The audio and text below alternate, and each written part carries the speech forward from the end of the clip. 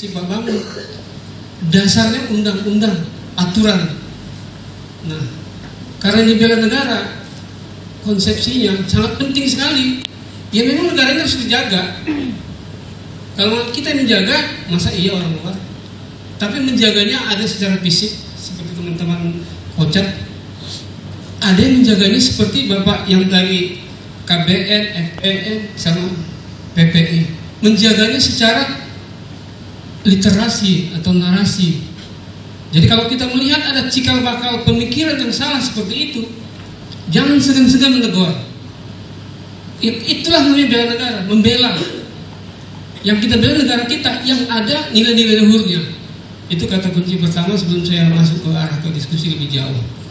Karena orang selalu menganggap sepele bela negara. Itu urusan tentara. Enggak juga.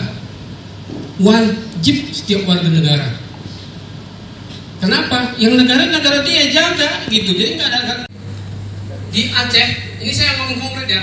Di Aceh itu ada undang-undang Aceh, benar? Misal ada orang Batak, saya ngomong aja, Kristen, bisa nggak jadi gubernur situ? Nggak, jawabnya itu jelas. Kenapa? Saya bicara objektif. Di Aceh itu kalau menjadi gubernur kan harus bisa baca Quran kan? Benar? Nggak, jawab tegas Bang, nggak apa-apa. Benar. Undang-undang seperti itu. Seperti itu undang-undangnya. Apakah itu ada demokrasi nggak sana? Ya ada, orang yang bilang gitu aja gitu. Itulah Pak. Jadi itu salah satu konkret supaya kita paham tentang wawasan kebangsaan kita terhadap namanya untuk demokrasinya. Di Papua Pak, untuk khusus gubernurnya, kalau Bapak nggak putra asli Papua, istilahnya OAP. Kalau nggak titik, kalau nggak yang itu, nggak bisa Pak jadi gubernur. Bapak protes, ya enggak. Itu sudah ketetapan, kecuali bupati wali kota, saya bilang. Papua saya bilang gitu. Kalau bupati wali kota boleh. Kalau gubernur saya nggak bisa lah. Kalau Pak Bangun orang hebat di Papua, punya duit banyak, preman, nggak bisa. Karena disyaratkan untuk menjadi calon gubernur, wakil gubernur di Papua itu adalah orang asli Papua. Undang-undang kan saya bilang. Di Aceh juga gitu. Saya bilang teman-teman, ya kalau secara Islam, yes. Tapi begitu kau berbatasan dengan kampungku di Dairi, saya orang Dairi aslinya, perbatasan situ, kau nggak bisa di Sumatera Utara. Di Sumatera Utara tidak seperti itu, dia pakai Undang-Undang 23, Undang-Undang Pemda. Jadi hal seperti ini, supaya kita jangan gaduh, gitu. Kita gaduh. Ini nggak benar nih di Aceh, nggak benar di Papua nih, karena nggak demokrasi. Saya bilang kamu baca tuh bagus-bagus. Jangan ribut. Begitu dia baca baru paham. Bapak tahu ketika sini Papua diprotes, Bang, kenapa di kami tidak boleh bikin partai politik lokal? Ngomong aja terus begini. Di Aceh bisa. Saya buka undang-undangnya, undang-undang khusus. Ada nggak sih? Bisa menjadi partai lokal? Nggak ada kan? Partai politik. Nah, undang-undang kamu undang-undang 11. Coba kamu baca Aceh. Penduduk Aceh dapat mendirikan partai politik lokal. Itu perintah. Kok beda-beda Bang? Kau tanya ke DPR sana, MPR sana, kau tanya aku bilang gitu. Jadi cara berpikir gitu. Jadi nggak gaduh, nggak berantem kita. Kalau sini suara agak lumayan lah, pelan. Kau sana Pak, siap-siap aja Pak. Dia bawa golok bukan karena membunuh, yang kebiasaan Pak. Itu budaya. Jadi yang takut kita kalau jalan kaki itu bawa panjang-panjang gitu, nggak apa-apa Pak. Saya ada pergi ke Ilaga yang tempat orang nggak berani, saya di situ Pak. Sama seperti ini saya jelasin. Suka kamu ini kan kampung kamu otonomi, bisa kan? Saya bilang gitu. Tapi nggak bisa bikin partai politik lokal. Bubarlah itu semua. Karena dia didaftarkan di hukum HAM. Karena ormas, namanya politik yang bukan ormas. Tuh. Satu lagi. Siapa yang dari sini orang Jawa? Bapak Jawa. Bapak di Jogja tinggal ya, misal gitu. Contoh Bapak di Jogja. Bapak hebat ini. Bapak punya duit banyak, punya masa banyak. Bapak mau jadi gubernur di Solo, di Jogja, bisa? Bisa nggak Pak? Nggak bisa. Kenapa? Karena Bapak nggak sultan. Jadi seperti ini harus kita. Jadi cara bela negara begitu. Jadi jangan kita memaksakan satu teritorial itu yang tidak sesuai dengan standar regulasi, sehingga gaduh dia Pak.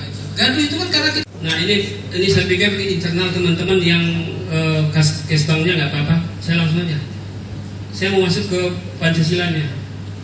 Terus langsung. Nanti biar saya lebih banyak diskusi. Ini saya masuk konsepsi Pancasila karena wasbangnya sini. Jadi Pancasila ini dia sebagai dasar. Kalau dasar itu berarti dia tetap harus ada di situ, bangunan Indonesia itu. Kemudian pandangan hidup. Jadi kalau ada Bapak Ibu melihat salah satu aturan yang Bapak rasa tidak sesuai dengan Pancasila, silakan ke MK. Ya. Kalau menyangkut nilai konstitusi dari Pancasila, ke MK Pak. Kalau Bapak tidak puas dengan putusan pengadilan, ke Mahkamah Agung. Kalau Bapak tidak suka dengan kelakuan hakim atau jaksa, pokoknya hakimnya, ke Komisi Yudisial. Kalau Bapak masih tidak suka dengan aturan itu sesuai dengan strata atau tingkatan aturan, Bapak ke PT UN. Itu pemahaman bahasan dalam rangka konsep dan negara dari aspek regulasi. Itu. Jadi saya mau bedah habis nih supaya nanti teman-teman bisa jadi tutor di dalam kelompoknya atau ke masyarakat. Jadi jangan kita memahami bela negara itu hanya untuk kalau perang. Kalau nggak perang apa yang kita Pak?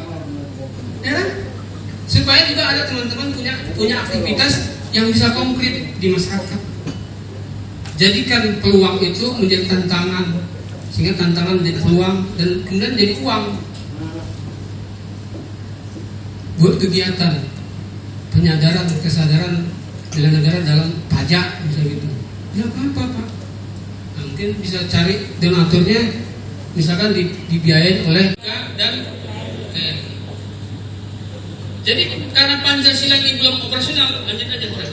Pancasila ini belum operasional, menjadilah dia norma. Ini kan nilai ketuhanan dan manusia ngapain? Harus dinormalkan setiap warga negara bebas menurut agama. Itu normalnya gitu. Ada aturannya ya, ketika Anda menyalahi aturan ini, Anda disanksi. Dan tidak juga tadi saya bilang orang yang Pancasila Bhinneka ada kan dalam tata laku kehidupannya tidak memegang kebinekaan. Itu. Nah ini pokok kebijakan. Ini biar Pak Kabit lah dan kawan-kawan nanti yang untuk mengakselerasinya. Saya ingin masuk ke wasbangnya Mas. Boleh terus wasbang. Nanti saya ingin lebih banyak diskusi. Terus.